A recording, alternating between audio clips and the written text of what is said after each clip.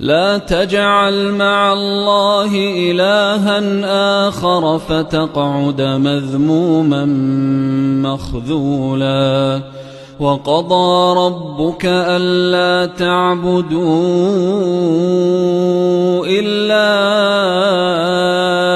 إياه